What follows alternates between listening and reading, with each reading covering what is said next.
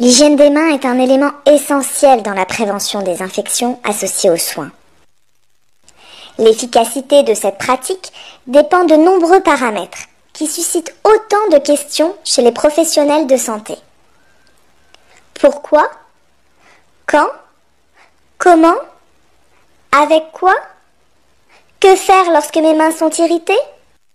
C'est afin de répondre à ces questions que l'équipe opérationnelle du Sambreux, avec l'Interclin du Briançonnais, a élaboré ce support à l'usage des établissements de santé.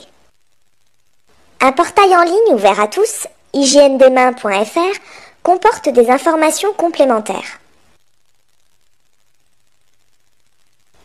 Les mains du personnel soignant peuvent se contaminer au cours des activités de soins ou à partir de l'environnement d'un patient porteur ou infecté par des micro-organismes. Par exemple, bactéries, champignons, virus ou parasites.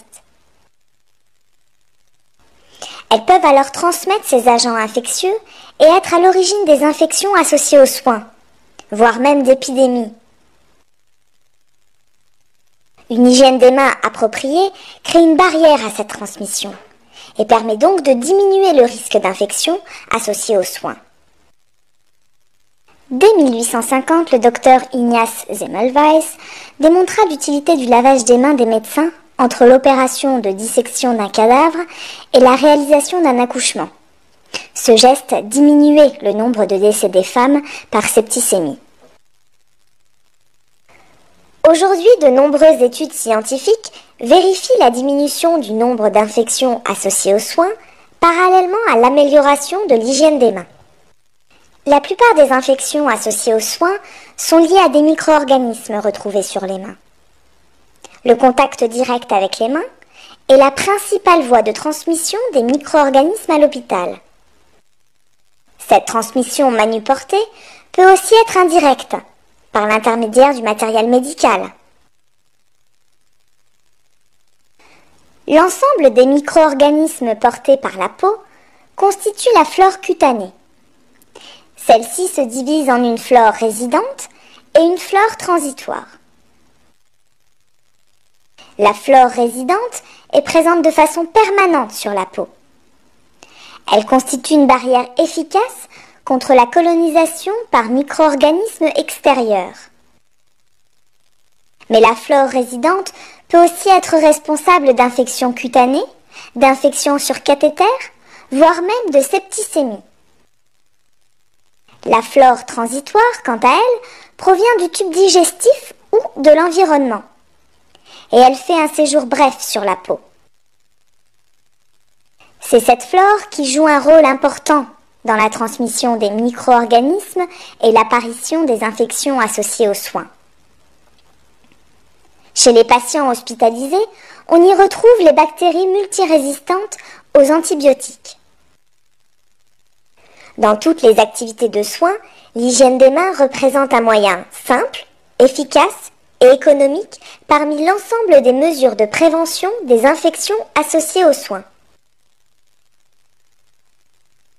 Les professionnels de santé réalisent de nombreuses activités dont le risque infectieux est différent. 3 niveaux de risque sont définis au regard du type de malade accueilli, des actes réalisés et des situations spécifiques rencontrées. Pour chacun d'eux, on propose une procédure d'hygiène des mains par lavage et une par friction, permettant d'atteindre la propreté requise par l'activité. Les techniques par friction intégrant un produit hydroalcoolique sont à utiliser en priorité en raison d'une meilleure efficacité, d'une plus grande facilité d'usage et d'une meilleure tolérance. Celle-ci ne s'utilise que lorsque les mains sont propres, non poudrées et sèches. Lorsque les mains sont visiblement sales, on utilisera un lavage des mains. De même, lors d'infections à Clostridium difficile ou de Galles, seul un lavage des mains est efficace. À titre d'exemple, on peut citer dans le niveau de risque bas les indications suivantes. La prise de service, après des soins de contact avec une peau saine, après les gestes de la vie quotidienne. On proposera alors une friction hygiénique ou un lavage simple des mains. Dans le niveau de risque intermédiaire, on peut citer les indications. Après tout contact avec un patient en isolement septique, avant la réalisation d'un geste invasif, après tout contact accidentel avec du sang ou des liquides biologiques, entre deux patients après tout geste potentiellement contaminant, et en cas de succession de gestes contaminants pour le même patient. On proposera une friction hygiénique ou un lavage hygiénique des mains. Les indications du niveau de risque haut sont par exemple avant tout acte chirurgical, obstétrical ou de radiologie interventionnelle, avant toute pose de cathéter central, de cathéter rachidien, de chambre implantable ou de drain pleural. On proposera une friction chirurgicale ou un lavage chirurgical des mains. Dans le cadre de ce film, nous présenterons le lavage simple et la friction hygiénique des mains, tous deux permettant de réduire la flore transitoire. Pour l'illustration des autres techniques et des informations complémentaires, nous vous invitons à vous rendre sur le portail www.hygienedesmains.fr.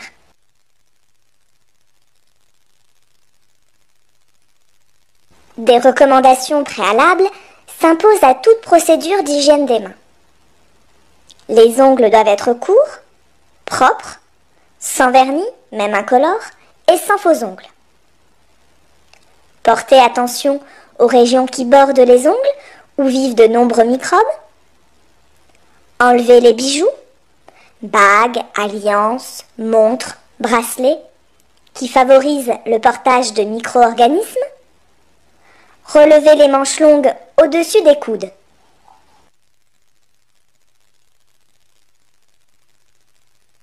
Dans les situations de niveau de risque bas, en cas de mains visuellement souillées, on réalise un lavage simple des mains. En pratique, mouiller les mains, prendre une dose de savon non désinfectant, réaliser les 6 gestes selon la technique de référence de toute procédure d'hygiène des mains. Paume contre paume,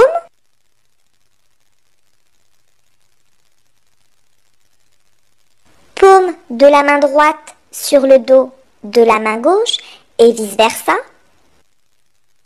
paume contre paume, doigts entrelacés,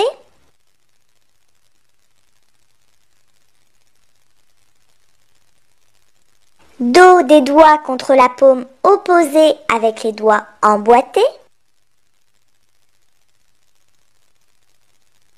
friction circulaire du pouce droit enchâssé dans la paume gauche et vice-versa, friction en rotation, en mouvement de va-et-vient, les doigts joints de la main droite dans la paume gauche et vice-versa. Chaque étape est répétée 5 fois avant de passer à l'étape suivante jusqu'à atteindre 30 secondes.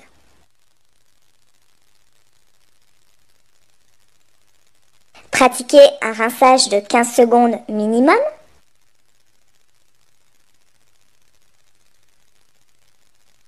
Le séchage des mains s'effectue ensuite par tamponnement avec des essuie-mains à usage unique et fermez le robinet avec le dernier essuie-main. La friction hygiénique des mains est à utiliser en priorité lorsque les mains sont sèches, visuellement propres et non poudrées. En pratique, prendre une dose de produit hydroalcoolique dans le creux de la main, réaliser les 6 gestes jusqu'à séchage complet.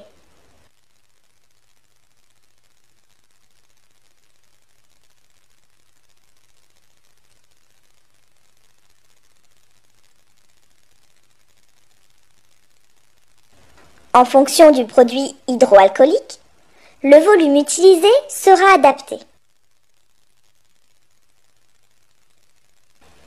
les affections de la peau ou dermatoses sont fréquentes chez les professionnels de santé qui réalisent des lavages et des frictions de mains rigoureux et fréquents.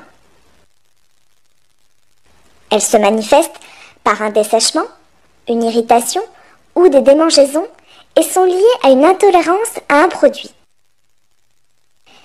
Certaines précautions peuvent limiter le risque de dessèchement et d'irritation des mains. Le rinçage abondant après tout lavage, afin d'éliminer les traces de savon, le séchage des mains par tamponnement et non par frottement, et le parfait séchage des mains avant l'enfilage des gants. En dehors des heures de travail, il est conseillé d'utiliser des savons sur gras, d'appliquer des crèmes hydratantes de façon quotidienne.